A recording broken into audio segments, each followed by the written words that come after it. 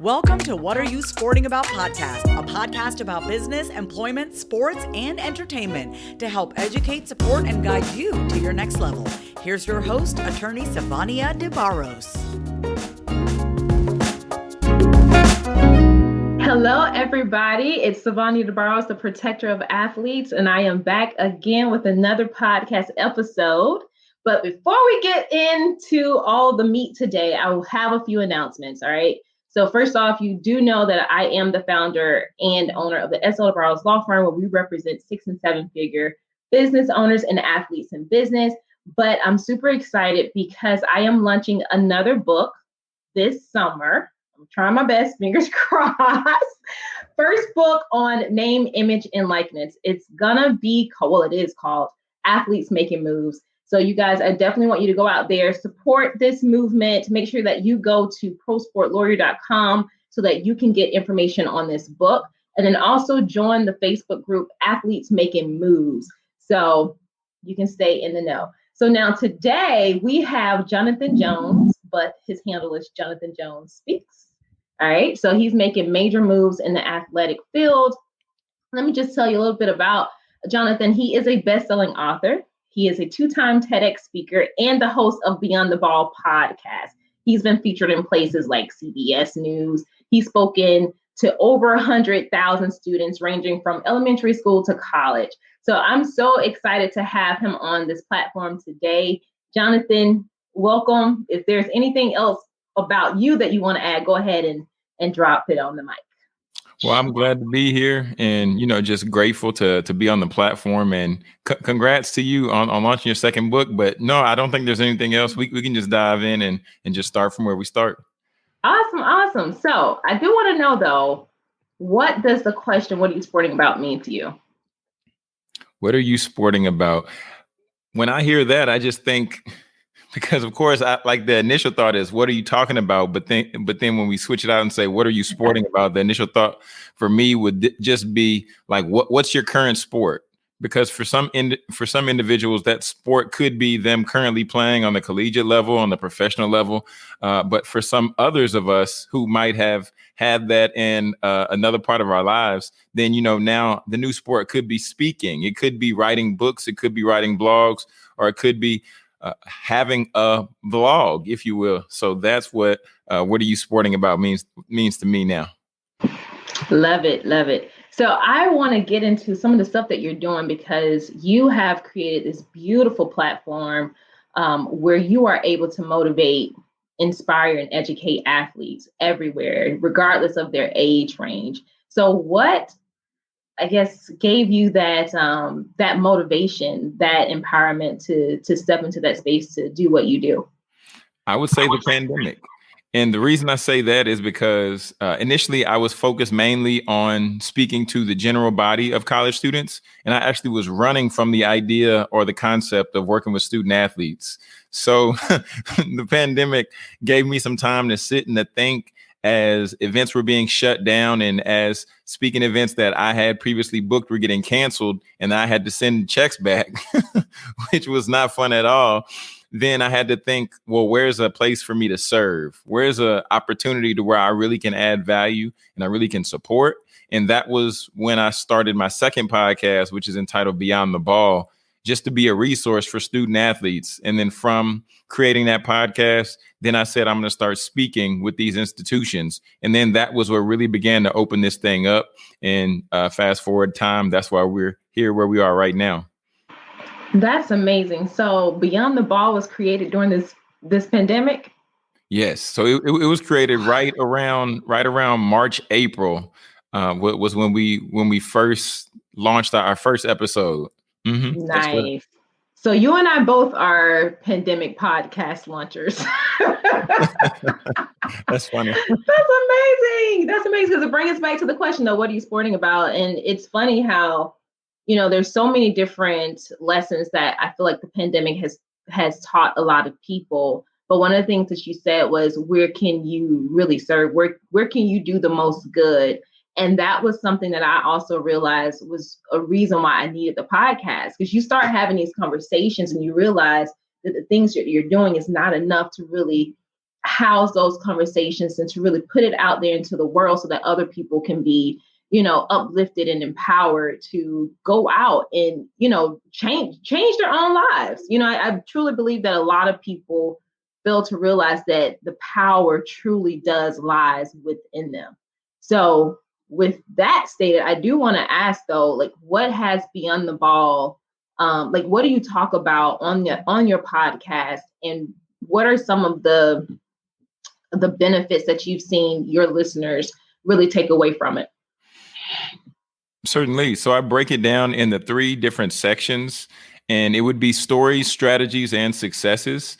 And the tagline that I always close out with, and I say, this is Beyond the Ball, where we share stories, strategies, and successes to help you succeed beyond your degree.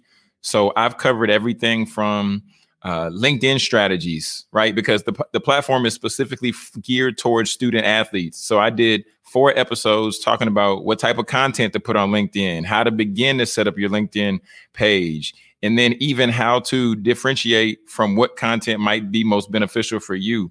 So talking about that. And then on the other hand, I've had individuals who we might see as influential individuals, professional athletes from sports, basketball, football, Super Bowl champion athletes. And the reason I focus on bringing some of them on sometimes, but the main focus is really to have people who have a connection to sport.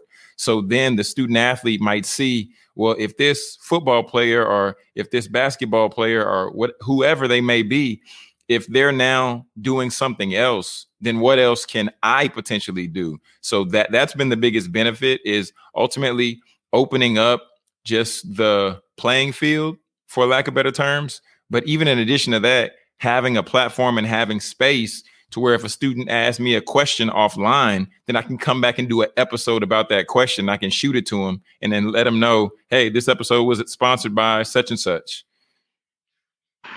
I love that, because you're taking the real life experiences. And I think for a lot of people, let me see the best way to frame this. So something that I always talk about is education, right? So just by us doing this podcast episode, just by you doing Beyond the Ball podcast, people are learning different things. And I always say, like, without education, I mean, there's going to be a plateau that you're going to reach. But if you constantly keep your mind open and willing to learn new things and listen to other people, it just opens the gate in terms of how far you can go. Like, you can just excel beyond your wildest dreams. So I love that you are providing information to athletes or people connected to sports who technically kind of may have that idea, well, do I have to have a degree just to do X, Y, and Z? Because think about it. If you talk about education, most people are like, well, I got to go sit in a classroom, get a degree just to do something, right? But let me ask you this: did it take a degree for you to be a podcast host? No, it didn't. Right. Right. And most people who are out there really, making it happen, they may not have a doctorate degree. They may not have a master's degree. They may not have a bachelor's degree. But I do believe that if they're making it happen, they are getting the resources from somewhere to learn and do better. And I think that's where the biggest opportunity is understanding that learning, when we grew up, learning looked like going to school, getting the education, getting the degree, and then getting the job. Now learning has shifted ultimately to courses, to master classes, to webinars, and to now seeing these different products that individuals are creating, and they're showing people how you can either obtain the same lifestyle that somebody has been able to obtain based on going to school, getting a degree, et cetera, or you can even supersede that lifestyle, maybe in some cases, in some situations. So I think now more than ever before, individuals are being empowered to take alternative forms of education. Just like I said before, it looked like courses, it looked like programs, it looked like creating your own podcast, different things like that. Ultimately, finding whatever works best for you to create the success that you desire for your own life. Absolutely. And then also think about it from a resource standpoint too. So if we think about the demographic, the group of individuals who come from communities who are more impacted in terms of the amount of resources that they have, you may not be able to afford a 4-year degree, but it doesn't mean that you can't find the proper resources at an affordable price for you to become educated in whatever that thing is. I love YouTube. Because University. if you have no idea how to do something, somebody's made a YouTube episode on it, and it's free resources, right? And then you can dive deeper to pay into some of these programs, like you're talking about, the workshops and all of that, where now you're honing deeper into a particular subject area to help you. But I do want to ask you and shift gears just a little bit, because you are a 2-time TEDx speaker. I've been speaking my entire life. Since I was a kid, my mom has had us up in front of people singing in church and all kind of stuff. And I always still get butterflies. Always. Although I've been in front of people for forever, right? So have you ever had, the anxiety around speaking? And if so, like, what are some tips that you can give to athletes or people who want to speak to athletes who may be thinking about getting into that space? So I always have just that level of the sweaty palms and just that level of, I don't want to call it anxiety necessarily, because I know it comes from a place of me wanting to do my best and me wanting to make sure that the individual or the individuals that I'm speaking to, I want to make sure that they get the best value possible.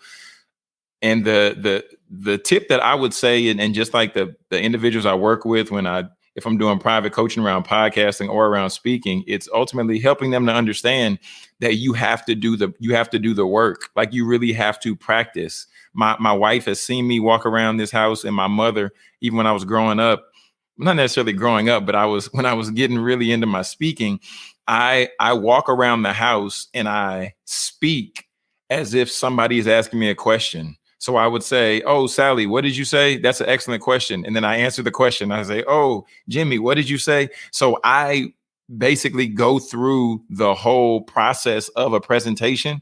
Every presentation I do, I figured out my number. It's probably about me going through the presentation about 2 to 3 times, depending on the length of the presentation. So for instance, just to give tangible. So tangible, the first tangible step is to practice. Like, legitimately practice. If you need to write it all the way out, and then just practice. So that's number 1. Number 2 would be visualize it just as if you were, playing a sport, or visualize it just as you are visualizing a dream or something that you desire to come to fruition. But then the third point would be, based on the length or the amount of time that you have to speak in that engagement, then ratio it out by how much time you should invest. And I say that because I did a 10-minute power talk the other day, and I set up the presentation and then I practiced it one time, and I was like, okay, I'm good. I feel like I'm good on it, because I've also invested the actual time to where I've gone through that content before. So this wasn't the first time. So those would be the tips I'd share with the listeners and the viewers, because at the end of the day, practice is undefeated. And repetition is the mother of all learning. It is. And, I've realized that there's so many different qualities as an athlete. And I truly believe once an athlete, always an athlete, because those particular characteristics that are built in, they just never leave. It's a part of who you are. You can take that into whatever your next phase in life is. You talked about visualizing it and practicing. I remember having this coach. I did competitive cheerleading too. So, but my coach would always say, practice doesn't make perfect. It makes almost perfect, which is true. But if you practice to try and get perfect, that means that you will do your absolute best. It may not be perfect, but it will be your absolute best. But I always remembered, even before my track meets or before any type of like cheerleading competition, I would see myself. I would literally visualize myself on stage or in the blocks doing whatever I needed to do. And I would, especially for track and field, I would literally go through the entire event in my head. but it made all the difference, because then when you get out there, yeah, you have a little bit of butterflies, but it's like you've already done it. You've already been here. So now you can remove that extra layer of anxiety and nervousness that you may have with whether you are showing up to compete in something or you're showing up to speak, right? Because let's face it, if you go into business, you're going to have to speak to someone. You're going to have to pitch someone. You're going to have to present something to someone, right? And so how do you do that? So I love these quick tips. You are also a best-selling author. Mm-hmm. So what was that book? And then I want you to tell us about the book that you have coming out soon. So I wish I actually had a copy of my book. I need to start keeping it close. I've been moving around the house due to the pandemic. We see I have the backdrop with my wife and our wedding photos back here. So the book is entitled Process: 14 Surprisingly Simple Behaviors to Skyrocket Millennials to Success. And I actually hired my father to be my book coach. So my dad, Dr. Fred Jones, he was the second coach that I had. The first coach was a training coach for basketball, but he was my first personal development coach. And I paid him $5,000.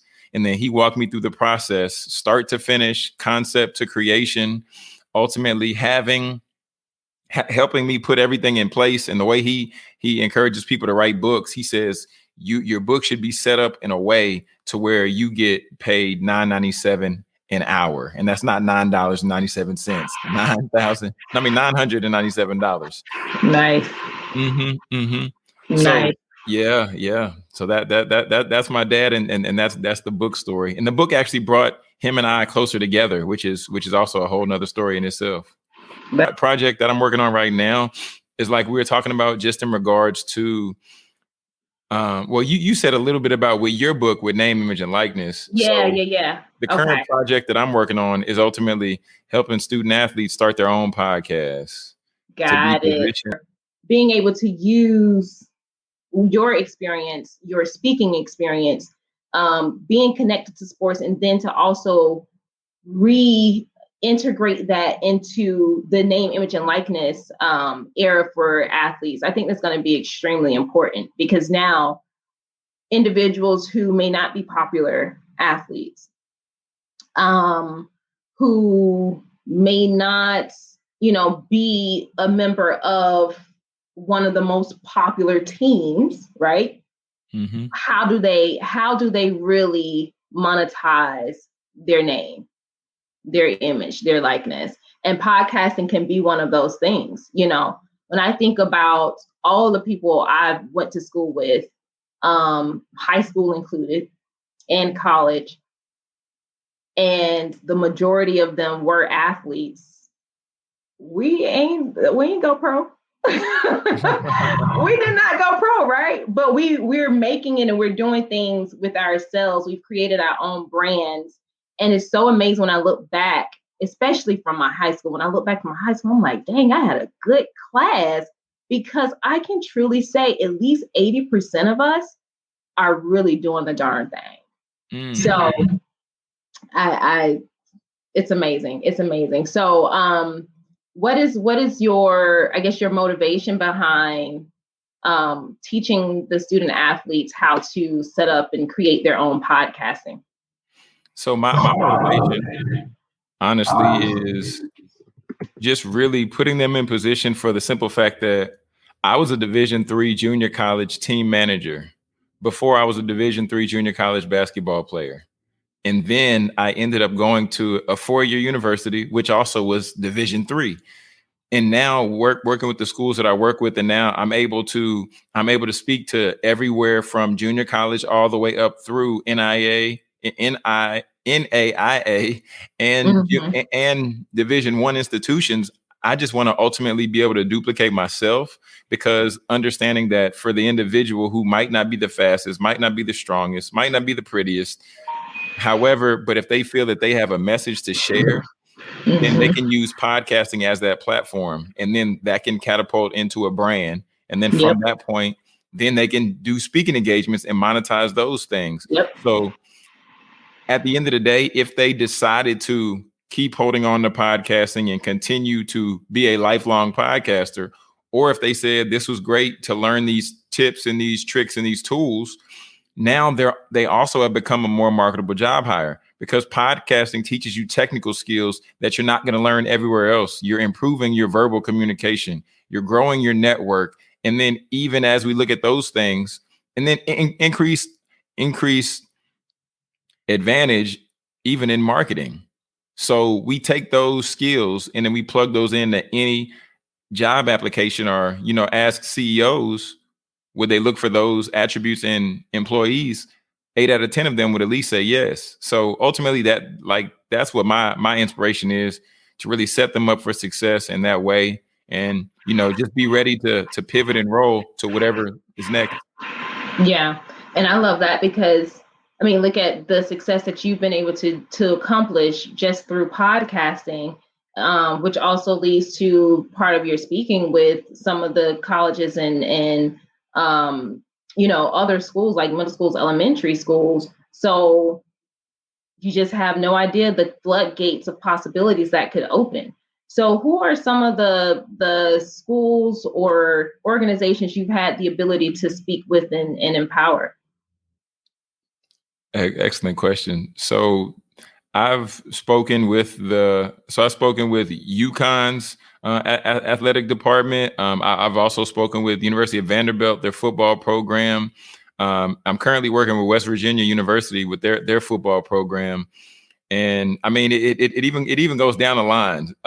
But each and every institution, I really enjoy the opportunity to speak, but even more than that, I enjoy the opportunity to connect with the students after. And then, when we follow each other on Instagram, and then I love when they reach out to me if they have a question, or if they, shoot me a message, and then we can chat offline. Just like I was saying earlier, if they're like, hey, John, what do you think about this? Or what do you think about that?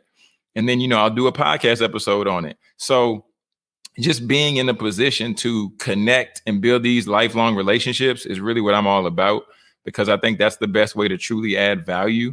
So then ultimately, after I pay it forward towards them, then they'll hopefully turn around and pay it forward to the next generation. And that's what I'm all about. Love it. Love it. Now, because we see your handle here, but where is that? Where can people find you? Jonathan Jones Speaks. Is that just for Instagram? So that is for all the social media platforms, except for Twitter and Clubhouse. Clubhouse made me make it shorter. So Clubhouse and Twitter, it's Jonathan J Speaks, but my website is jonathanjonespeaks.com. And that's where people can find me, and that's where people can connect with me, as well as I'm on YouTube. And that's where I have all my podcast episodes, as well as additional video content. Okay. And Clubhouse, say that again for me. Jonathan J? Yes, Jonathan J Speaks. Okay. You guys make sure that you go out and follow Jonathan on all social media channels. Check out his YouTube so that you can definitely get a lot more of content from him, so you can be educated and inspired and motivated to truly tap into your purpose. Jonathan, I definitely appreciate you for being here. Is there anything else you want to leave our listeners with? I would say, if they are on Instagram, I would say just swing by and check me out on Instagram, because I go live Monday through Friday. I've just been covering different topics. I'm going to more so drill down and start focusing predominantly on podcasting. So helping people around just the concept of that. But ultimately, the last thing I want to leave with the people is find a place where you can serve and find a problem you can solve, and then that will lead to your success. Love it. Great way to end. Great way to end. Love it, love it, love it. Thank you so much, Jonathan, for coming on to the show. Guys, I definitely want to remind you, check out the website. Make sure that you sign up for our newsletter so that you can be in the know for all things that are going to be happening, the new book launch, the Facebook groups. We're going to go live on, well, not live, but we're going to definitely create the group for Instagram, Athletes Making Moves. this is not just something for college athletes. This is for any athlete, because you have the power to make the move that you want, but you need to be educated and encouraged and motivated to do so and know how to do it, right? So check me out, prosportlawyers.com. Make sure that you go and follow us on Instagram at What Are You Sporting About? Become a part of the group Athletes Making Moves on Facebook. Currently, it's coming on Instagram. And until next time, this is Sivonnia DeBarros, the protector of athletes. I look forward to connecting with you guys again for another episode of What Are You Sporting About? Bye. Thanks for joining us this week on What Are You Sporting About podcast. Make sure to visit our website, prosportlawyer.com, where you can subscribe to the show in iTunes, Stitcher, or whatever your favorite platform is, so you'll never miss a show. And while you're at it, if you found value in the show, we'd appreciate a rating on iTunes or iHeartRadio. Or if you'd simply tell a friend about the show, that would help us out too. If you like the show, you might want to check out our book, What Are You Sporting About? Attorney Sivonnia DeBarros is available for private consulting at sldebarros.com.